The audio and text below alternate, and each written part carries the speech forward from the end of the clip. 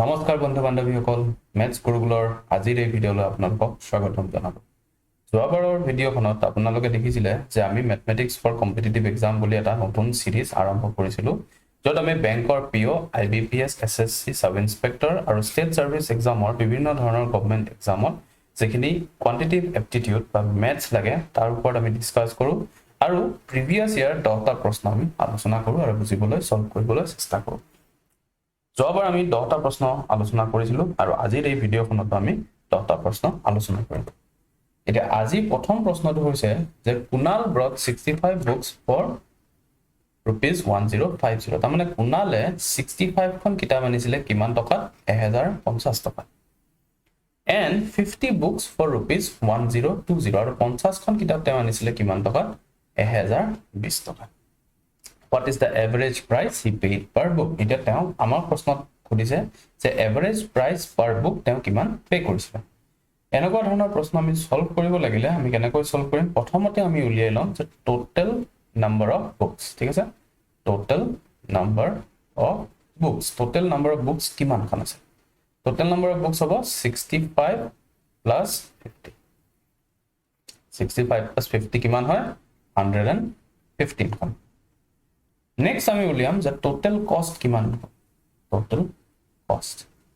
তাৰমানে কুনালে টোটাল কিমান টকা খৰচ কৰিলে। তো টোটাল তেওঁ খৰচ কৰিছিলে, প্ৰথমতে কিনিছিলে 1050 আৰু তাৰ পাছত তেওঁ কিনিছিলে 1020 ৰুপিজৰ কিতাপ। তাৰ মানে টোটাল হ'ব ₹2070। ঠিক আছে, এতিয়া আমি উলিয়াম এভাৰেজ প্ৰাইচ পাৰ বুক। per book তেওঁৰ average price কিমান আছে? average price per book কিমান হ'ব?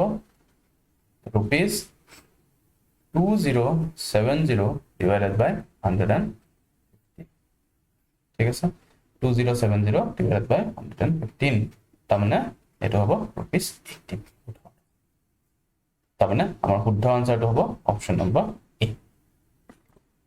নেক্সট প্ৰশ্নটো সুধিছে যে what is the average of reciprocals of x and y? তাৰমানে x আৰু y এৰ ৰেচিপ্ৰকেলৰ এভাৰেজটো কিমান হ'ব?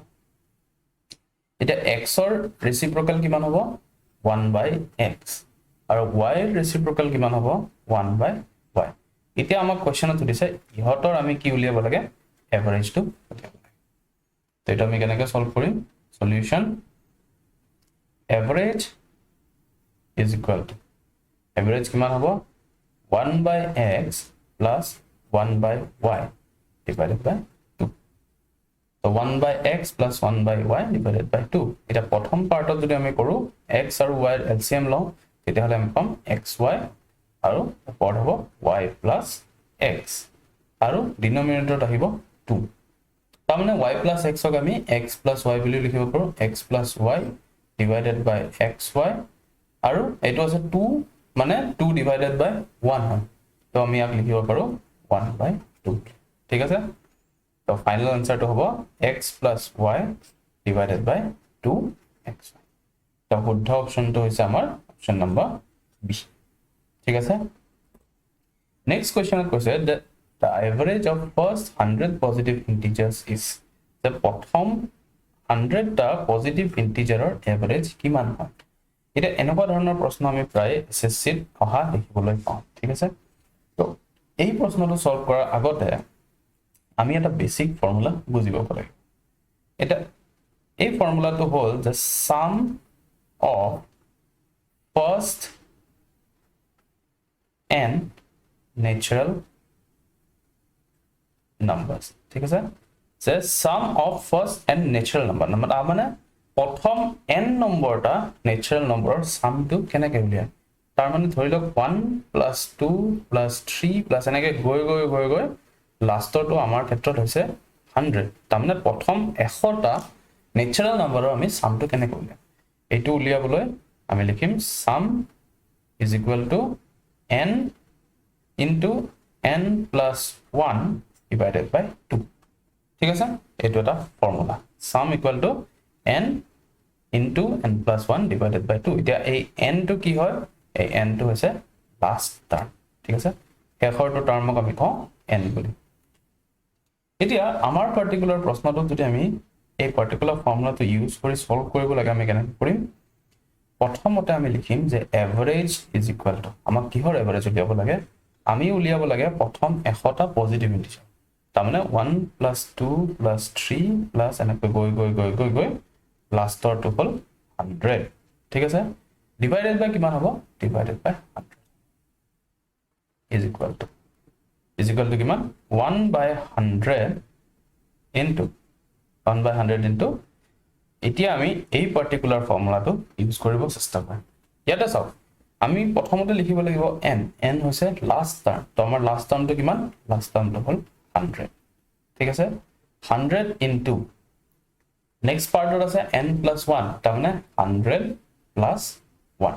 ঠিক আছে ডিভাইডেড বাই 2 এটো যদি আমি সলভ কৰো 1/100 into 100 into 101 divided by 2 so 100 আৰু 100 cancel হ'ব তো আমি পাম 101 divided by 2 তাৰমানে 50.5 ঠিক আছে এটো হ'ল আমাৰ আনসাৰ তো শুদ্ধ অপচনটো হ'ব অপচন নম্বৰ বি ঠিক আছে নেক্সট প্ৰশ্নটো আগবঢ়ো নেক্সট প্ৰশ্নটো কৈছে যে the average of odd numbers up to 100 is এতিয়া আমি কিহৰ এভাৰেজ উলিয়াব লাগে odd numbers or average উলিয়াব লাগে আৰু তাৰ ৰেঞ্জটো হৈছে 100 লৈকে তাৰ মানে প্ৰথম odd numberটো কি হ'ব প্ৰথম odd numberটো হয় 1 ঠিক আছে প্লাস নেক্সটটো হ'ব 3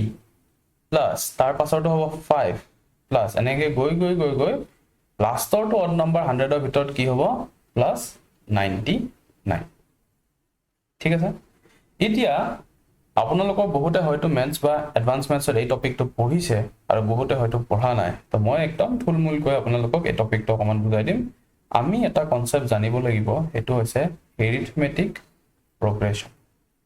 ঠিক আছে এৰিথমেটিক প্ৰগ্ৰেছন এতিয়া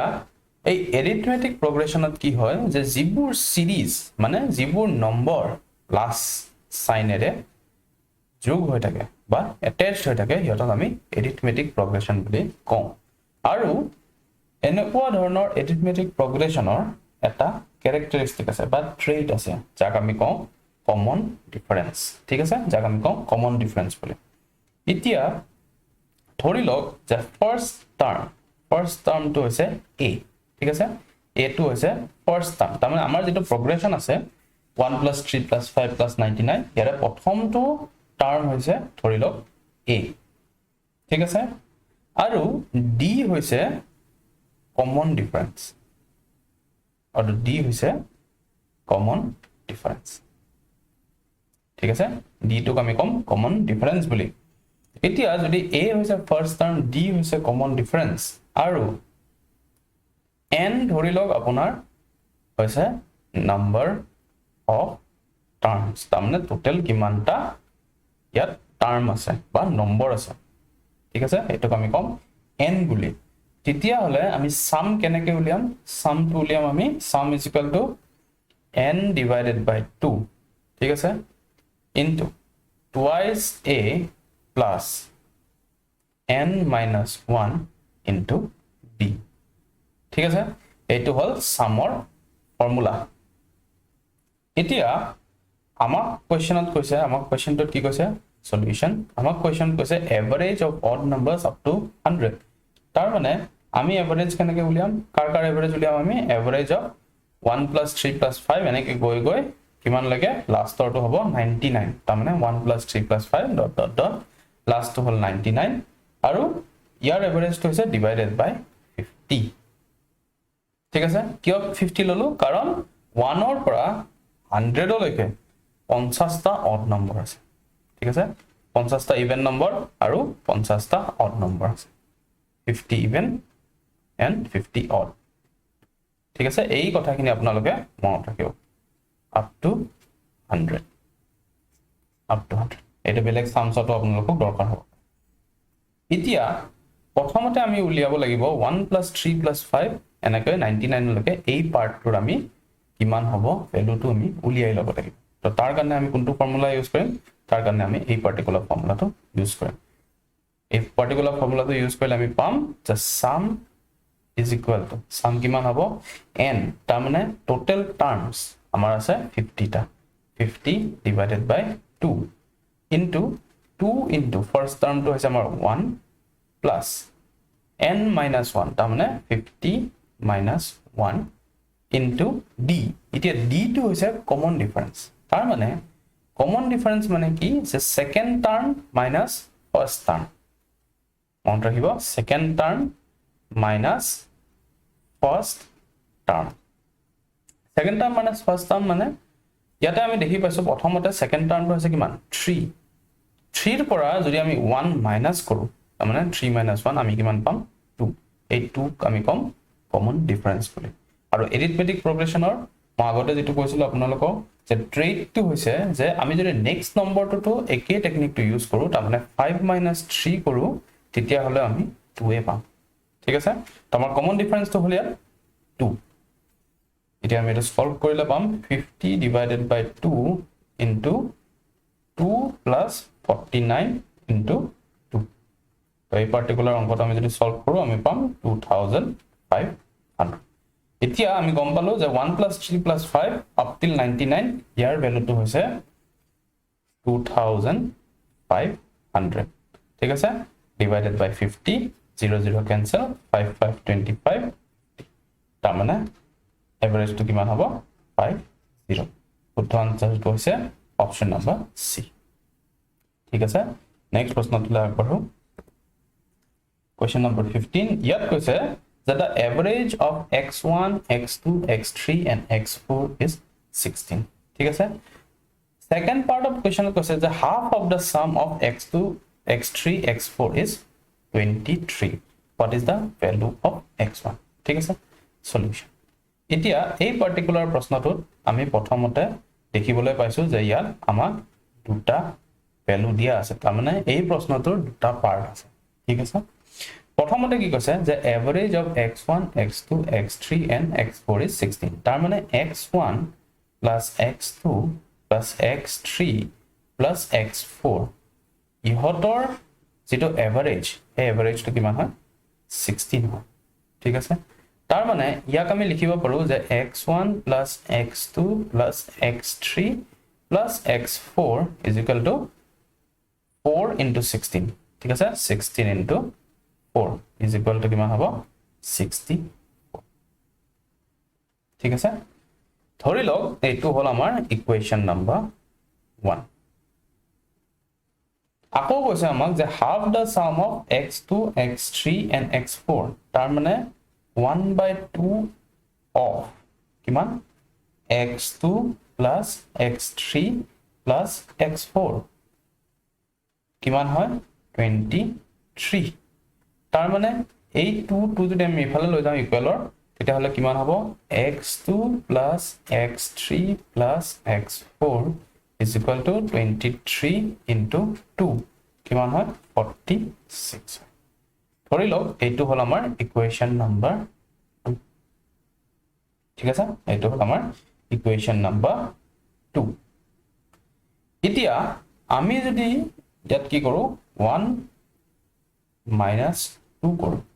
1 minus 2 কৰিলে আমি কি পাম সব তাৰ মানে এইখিনি মাইনাস এইখিনি x2 x2 কাট খাই যাব x3 x3 কাট খাই যাব x4 x4 কাট খাই যাব তাৰ মানে আমাৰ হাতত থাকিব x1 equal to 64 minus 46 64 minus 46 কিমান হয় 64 minus 46 কৰিলে আমি পাওঁ কিমান 64 minus 46 18 ঠিক আছে 18 তো আমাৰ আনসাৰটো হৈছে x1 ৰ ভ্যালুটো হল 18 অপচন নম্বৰ ঠিক আছে নেক্সট প্ৰশ্নটো আগবঢ়ো ইয়াত কৈছে যে the average of two numbers is 6.5 ঠিক আছে and square root of their product is 6 তাৰ মানে এনেকুৱা ধৰণৰ প্ৰশ্ন আমি কৰিলে প্ৰথমতে আমি মন কৰিম যে ইয়াতে আমাৰ দুটা পাৰ্ট আছে ফাৰ্স্ট পাৰ্ট হল 6.5 যাৰ ভ্যালু আৰু সেকেন্ড পাৰ্ট হৈছে 6 যাৰ ভ্যালু ঠিক আছে তো তো ইয়াতে কৈছে the average of two numbers তাৰমানে দুটা নম্বৰৰ এভাৰেজ হৈছে 6.5 আৰু হিয়তৰ স্কয়াৰ ৰুটৰ প্ৰডাক্টটো কিমান হৈছে 6 হয় আমি কি উলিয়াব লাগে নম্বৰ দুটা উলিয়াব লাগে ধৰি লওক let the two numbers be x and y ধৰি লওক নম্বৰ দুটা x and y হয় তেতিয়া হলে প্ৰথম কন্ডিশন মতে কি যে হিহতৰ যেটো এভাৰেজ তাৰ মানে x + y divided by 2 equal to 6.5 এটা আমি যদি সলভ কৰো আমি পাম x + y equal to 6.5 into 2 is equal to কিমান হ'ব 13 number 1 equation number 1 ধৰিলো next partত কৈছে যে square root of their product square root of their product মানে root over xy equal to 6 এটা root over xy equal to 6 আমি যদি এটো কৰো তেতিয়া হলে আমি কি কৰিব পাৰো আমি স্কোয়াৰিং বোথ সাইড কৰি দিব পাৰো আৰু নহলে এই 1/2 xy to the power 1/2 ইফালে যদি লৈ যাও আমি কিমান হ'ব xy equal to 6 স্কয়ার তো জেনেকে নকৰো আমি কিমান পাম xy equal to 36 ধৰি লওক এইটো হল আমাৰ নাম্বাৰ 2 এইটো আমাৰ ভ্যালু আমি পাই গল এতিয়া আমি উলিয়াব লাগে কি নম্বৰ দুটা উলিয়াব লাগে তাৰমানে আমাক x আৰু y এৰ ভ্যালুটো উলিয়াব লাগে এতিয়া এইটো ভ্যালু উলিয়াবলৈ আমি এটা ফৰ্মুলা ইউজ কৰিব পাৰো যেটো হয়তো আপোনালোকে সিম্পলিফিকেশনৰ অংকবিলাক কৰোতে পাই আহিছে আৰু যদি পোৱা নাই তেতিয়া হলে আমি যেতিয়া সিম্পলিফিকেশন ষ্টাৰ্ট কৰিম তেতিয়া আপোনালোকে শিকি ল'ব পাৰিব তো আজি এই অংকটোৰ কাৰণে আপোনালোকে মনত ৰাখক যে x - y হোল স্কয়াৰ যদি আমি কৰো তেতিয়া হলে তাৰ ভ্যালুটো আমি কেনেকৈ লিখিব পাৰো x + y whole square minus 4x ঠিক আছে এতিয়া আমি x + y হোল স্কয়াৰৰ জায়গাত আমি x + y ভ্যালুটো পুট কৰি দিম x + y ভ্যালু কিমান 13 স্কয়াৰ ঠিক আছে x + y এর ভ্যালু হয় 13 স্কয়ার আছে এখানে 13 স্কয়ার minus 4 into xy এর ভ্যালু তো আমি ইকুয়েশন নাম্বার 2 পৰা পাইছো 36 তাৰ মানে এটা যদি সলভ কৰো 169 minus 144 কিমান হ'ব 25 এটা মন কৰিব x - y হোল স্কয়াৰ 25 তাৰ মানে x - y কিমান হ'ব x - y হ'ব 5 ঠিক আছে ধৰি লওক এইটো হল ইকুয়েশন নাম্বার 3 আমি এতিয়া তিনিটা ইকুয়েশন পালো এতিয়া যদি আমি 1 আৰু 2 ইকুয়েশনটো যদি আমি প্লাস কৰো কি পাম আমি পাম twice x y to কাটা যাব twice x equal to 18 তাৰ মানে x equal to কিমান হল 9 হল এতিয়া এই 9 ৰ ভ্যালুটো যদি আমি ইকুয়েশন 1 বা 2 বা 3 যিকোনো এটাত বহাই দিও তেতিয়া হলে আমি ভ্যালুটো পাই যাম হৈ লওক আমি ইকুয়েশন 3 ৰ পৰা চাও তাৰ মানে x ৰ ভ্যালুটো যদি 9 হয় 9 - y equal to 5 হ'ব তো y ৰ ভ্যালুটো কিমান হ'ব y equal to 4 ঠিক আছে তাৰ মানে x ৰ ভ্যালুটো 9 হল আৰু y ৰ ভ্যালুটো 4 হ'ব আমাৰ শুদ্ধ আনসাৰটো হৈছে অপচন নাম্বার সি ঠিক আছে নেক্সট অংকটো লাগ পঢ়ো নেক্সট অংকটো কৈছে যে of four numbers whose average is 60 the first one is fourth of the sum of the last three the first number is তাৰ মানে এটা কৈছে যে চাৰিটা নম্বৰ হিয়তৰ প্ৰথম পাৰ্টৰ কোৱেশ্চনটোত কৈছে হিয়তৰ এভাৰেজটো কিমান হয় হিয়তৰ এভাৰেজটো 60 হয় এটা ধৰি লওক আমাক এই নম্বৰ যেটা উলিয়াব লাগে হেকেটা হৈছে a b c d ঠিক আছে এই চাৰিটা নম্বৰ বুলি আমি ধৰি লৈছো তাৰ মানে আমাক প্ৰশ্নত দিয়া মতে a + b + c + d divided by 4 is equal to কিমান হয় 60 হয় আগৰ অংকটোৰ নিচিনা যদি আমি সলভ কৰো তেতিয়া হলে আমি পাম a + b + c + d equal to 60 into 4 তাৰ মানে 240 ধৰি লওক এইটো হল আমাৰ ইকুয়েশন নাম্বাৰ 1 এতিয়া সেকেন্ডত আমাক কৈছে যে the first is তাৰ মানে সেকেন্ডত again ধৰি লওক again first নম্বৰটো যেহেতু আমি ধৰিছিলো a equal to কিমান হয় 1/4 তাৰ মানে 4 ভাগৰ এভাগ কিহৰ 4 ভাগৰ এভাগ sum of the last 3 তাৰ মানে b + c + d কৰিলে যিমান পাম তাৰে 4 ভাগৰ এভাগ তো এতিয়া আমি কি কৰিব পাৰো b এটা যদি আমি সলভ কৰো আমি লিখিব পাৰো b + c + d equal to 4a ঠিক আছে এইটো হ'ব আমাৰ ইকুৱেশ্যন নম্বৰ 2 এতিয়া আপোনালোকে চাওক যে আমি পালো b + c + d ৰ ভ্যালুটো পাই গলো এতিয়া ইকুৱেশ্যন 1 যদি আমি তাত b + c + d ৰ ভ্যালুটো পুট কৰি দিও তাৰমানে 4a যদি পুট কৰো আমি কিমান পাম a + 4a = 240 ঠিক আছে 4 পৰা 4a পালো ইয়াৰ পৰা পালো ইকুৱেশ্যন নম্বৰ 2 পৰা তো এটো যদি আমি সলভ কৰো আমি কিমান পাম 5a = 240 তাৰ মানে a হৈছে আমাৰ 48 ঠিক আছে কোৱেশ্চনত আমাক সুধিছিলে ফাৰ্স্ট নাম্বাৰটো কি হয় আমি ধৰিছিলো ফাৰ্স্ট নাম্বাৰ a তো আমাৰ আনসাৰটো হ'ল 48 তাৰ মানে শুদ্ধ আনসাৰটো হৈছে অপচন নম্বৰ d ঠিক আছে নেক্সট প্ৰশ্নটো আগবঢ়ো নেক্সট প্ৰশ্নটো কৈছে যে the average of 5 consecutive odd numbers is 95 ঠিক আছে পাঁচটা consecutive odd numberৰ এভাৰেজটো কিমান হৈছে 95 আৰু আমি কি কৰিব লাগে what is the fourth number descending orderত fourth numberটো আমি উলিয়াব লাগে ঠিক আছে এতিয়া ধৰি লও যে first odd numberটো হৈছে x ঠিক আছে তেতিয়া হলে second odd numberটো কিমান হ'ব second odd numberটো হ'ব x + 2 third odd numberটো কিমান হ'ব third odd numberটো হ'ব x + 4 fourth টো কিমান হ'ব fourth টো হ'ব x + 6 আৰু fifth numberটো কিমান হ'ব fifth টো হ'ব x + 8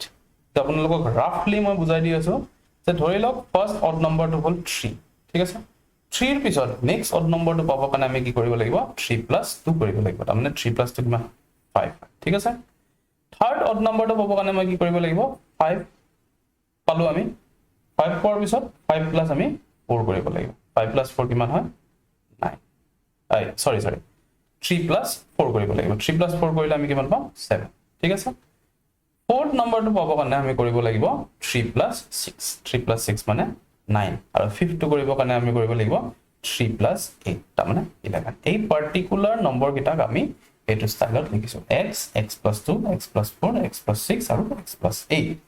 এতিয়া এই অংকটো যদি আমি সলভ কৰো তেতিয়া হলে আমি পাম যে average of 5 consecutive odd number তাৰ মানে প্ৰথমতে আমি ইহতৰ কি উলিয়াব লাগিব এভাৰেজটো উলিয়াব লাগিব ঠিক আছে এভাৰেজ কেনেকৈ উলিয়াম x + x + 2 + x + 4 + x + 6 + x + 8 ঠিক আছে divided by 5 according to question আমাক কৈছে ইয়াৰ এভাৰেজটো কিমান হয় 95 তো কিমান পাম আমি এটো যদি সলভ কৰো আমি পাম 5x + 20 ঠিক আছে 5x + 20 আৰু 5 * 95 হ'ব আমাৰ 475 তাৰ মানে 5x = কিমান হ'ব 475 - 20 এটো হৈছে 455 therefore x ৰ ভ্যালুটো হ'ব 91 তাৰ মানে প্ৰথম অড নম্বৰটো আমি পাই গলো ঠিক আছে এতিয়া প্ৰথমতে আমি ধৰিছিলো যে ফাৰ্স্ট অড নম্বৰটো যদি 91 হয় নেক্সট অড নম্বৰটো কিমান হ'ব 91 + 2 ইয়াত লিখা আছে 91 + 2 তো 91 + 2 কিমান হয় 93 ঠিক আছে তাৰ পাছত থাৰ্ড অড নম্বৰটো কিমান হ'ব থাৰ্ড অড নম্বৰটো হ'ব 91 + 4 তাৰ মানে 95 ঠিক আছে ফোৰ্থ নম্বৰটো কিমান হ'ব x + 6 তাৰ মানে 91 + 6 তাৰ মানে 97 আৰু লাষ্টৰটো কি হ'ব 52 হ'ব x + 8 তাৰ মানে 91 + 8 হেতু হৈছে 99 ঠিক আছে এতিয়া কোৱেশ্চনত সুধিছে যে what is the fourth number in descending order তাৰ মানে ডাঙৰৰ পৰা সৰুলৈ আহিলে আমি কি বুলি কওঁ তাক descending orderত কওঁ তো descending orderত আহিলে fourth নম্বৰটো কিমান হয় বুলি সুধিছে আমি যদি তলৰ পৰা এনেকৈ মুভ কৰো ওপৰৰ ফালে তেতিয়া হলে আমি দেখা পাম যে ফাৰ্স্ট সেকেন্ড থাৰ্ড ফোৰ্থ তো আমাৰ নম্বৰটো হৈছে 93 ঠিক আছে আমাৰ নম্বৰটো হৈছে 93 এটা যদি অপচনত আমি চেক কৰো ইয়াত এটাও নম্বৰ 93 নাই সেইকাৰণে অপচন নম্বৰ ই এটা হৈছে none of this বুজি পালে নেক্সট প্ৰশ্নটো আগবাঢ়ো নেক্সট প্ৰশ্নটো কৈছে যে a b c and d are four consecutive even numbers respectively and their average is 65 কৈছে যে a b c আৰু d চাৰিটা consecutive even number হয় আৰু হিয়ৰৰ এভাৰেজ টো কিমান হয় হিয়ৰৰ এভাৰেজ টো 65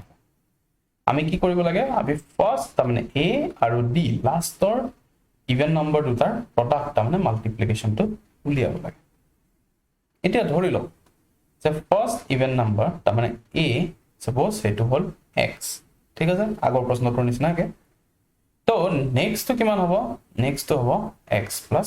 2 ঠিক আছে যদি নেক্সট টো সেকেন্ড টো x + 2 হয় থাৰ্ড টো কিমান হ'ব x + 4 হ'ব আৰু ফোৰ্থ টো কিমান হ'ব x + 6 তাৰমানে প্ৰথমতে আমি এই প্ৰশ্নটোত গম পালো যে আমি উলিয়াব লাগিব ফাৰ্স্ট কি x ৰ ভ্যালুটো আমি উলিয়ালেহে আমি নম্বৰ কিটা গম পাম তো সলিউশন কৰিম সলিউশন কৰোতে আমি আকৌ এবাৰ যদি প্ৰশ্নটো চাওঁ তাতে কৈছে যে 4 consecutive even numbers হিয়ৰৰ এভাৰেজ টো আছে 65 তাৰ মানে এভাৰেজ আমি কেনেকৈ পাম x + 2 plus x + 4 plus x + 6 ঠিক আছে divided by 4 কিমান দিয়া আছে আমাক দিয়া আছে 65 এইখিনি আমাক কোৱেশ্চনতে দিয়া আছে আমি যদি এটো সলভ কৰো আমি পাম x + 2 plus x + 4 plus x + 6 is equal to 65 into 4 65 into 4 হয় আপোনাৰ 260 তো এইখিনি যদি আমি সলভ কৰো আমি পাম 4x + 12 equal to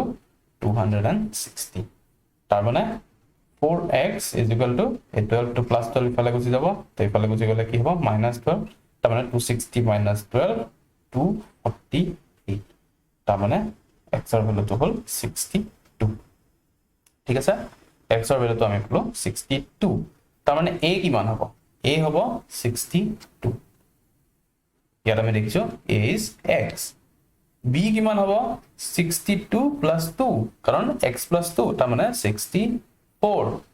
c কিমান হ'ব c হ'ব x + 4 তাৰ মানে x + 4 হলে কিমান হ'ব 62 + 4 হ'ব 62 + 4 কিমান হয় 66 হয় আৰু d টো হ'ব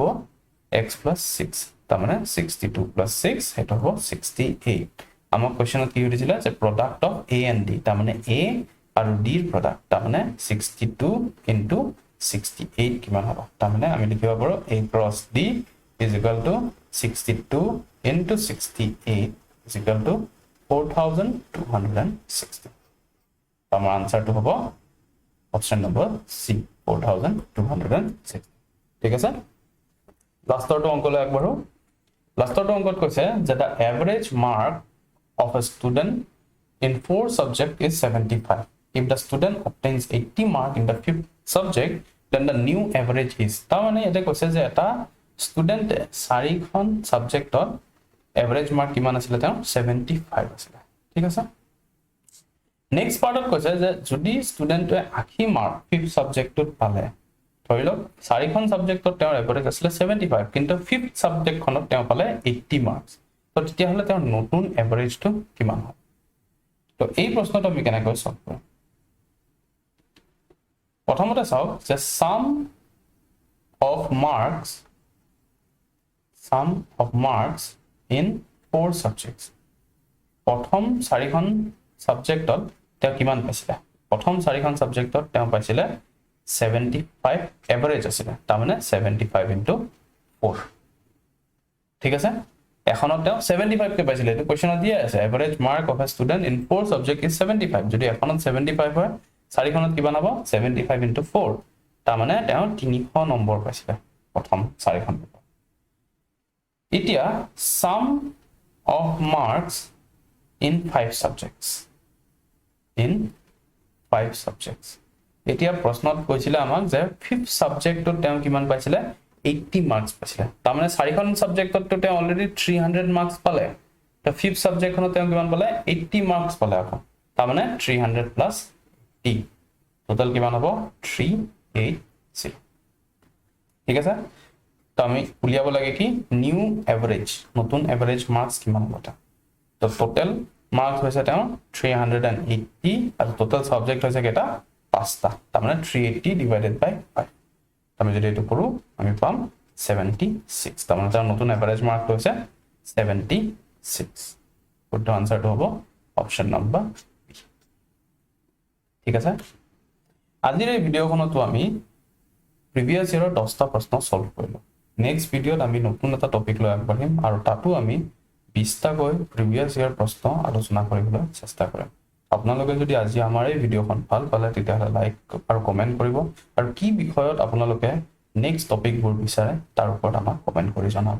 চেনেলটো সাবস্ক্ৰাইব কৰিব যাতে আপোনালোকে সদায় নিয়মীয়াকৈ আমাৰ এই ভিডিওবোৰৰ আপডেট পাই থাকে আৰু এই প্ৰত্যেকটো ক্লাছৰ পিডিএফ নোটছবোৰ আমাৰ টেলিগ্ৰাম চেনেলত अवेलेबल আছে ডেসক্ৰিপচন বক্সত তাৰ লিংকটো দিয়া আছে আপোনালোকে তাত গৈ চেক কৰি ল'ব